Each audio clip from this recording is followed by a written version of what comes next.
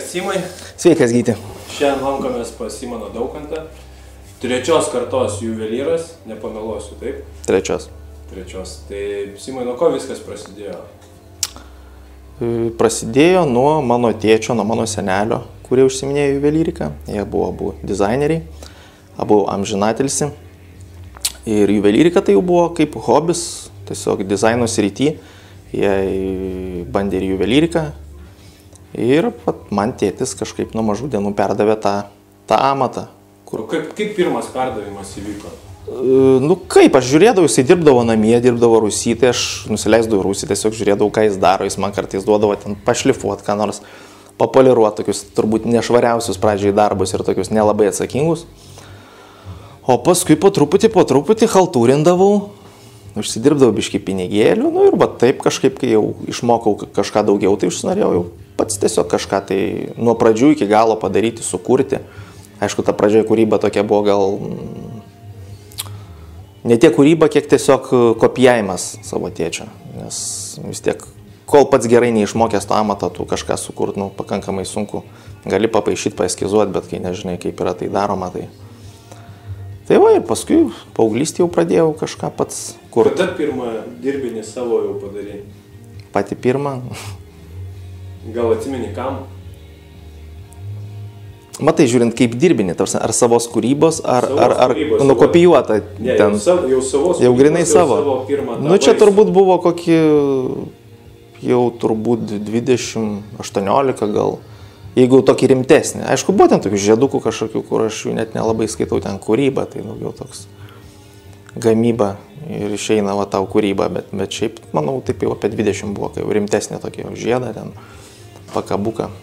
Sakyk, Simai, esi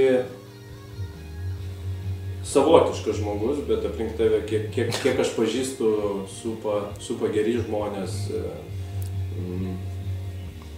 Visa ta aplinka, kuri yra aplink tave, yra tokia, pavadinkim, ypatinga. Ir pats esi kaip žmogus, dėl to ir šiandien bendraujam. Nu gal? Kuris traukia aplink save ir va, tas atradimas yra smagu, kad Lietuvoje yra žmonių, kurie iš kartos į kartą ir tą istoriją, kad tai yra iš šeimos vertybės kur kas didesnės.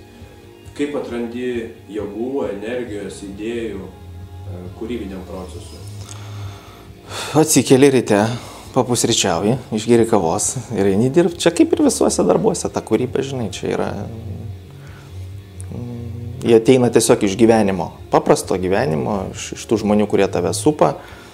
Kartais kažką susapnuoji, bet dažniausiai tai iš darbo eigos atsiranda kažkokios kūrybinės idėjos, žurnalų kažkoks žiūrėjimas, žinai, ta kūrybinis procesas labai įvairus. Ar buvo kryžkelių, kai galvoji, kad čia ne mano, ne? Ne, turbūt, kad ne, nes aš juvelyrika man buvo kaip hobis ir aš tik tai prieš kokius 7 metus jau viską mečiau, visus kitus dizainus ir nuėjau vien prie juvelyrikos.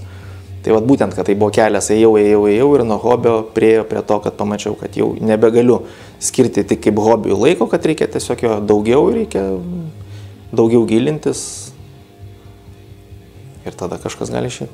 Kaip galvoji, bus 4. karta? Nežinau, nestumsiu tikrai, bet visko gali būti, nes dukra tai tokia prie meno linkusi ir jai visai įdomu, bet sakau, nestumsiu tikrai. O matysiu, kur buvo dirbtuvėse? Buvo, aišku. Buvo? Ar davei pašlifuot? Daviau. Davei? Palituot, pašlifuot, visus procesus, jeigu nori, žinai, praeiti, pamėginti. Ko palinkėtum žmonėms? Dvasinės ramybės. Dvasinės ramybės. O kaip ją atrasti? Nu, klausyti savęs turbūt. Širdies klausytis turbūt. Eiti tuo keliu, atrasti tiesiog kelią, kuris tau būtų patogus, įdomus, kad norėtum tikslo siekti, eiti į priekį tame darbe, amate ar kūryboje. Ir turbūt viskas bus gerai. Tai ačiū Simai tau, tikimės, kad bus ir ne 4. ir ne 5. karta, o dar daugiau. Ir gerų dirbinių ir tikėsimės neužilgo gal vėl pasimatyti. Tai manau, kad pasimatys. Ačiū. Ačiū.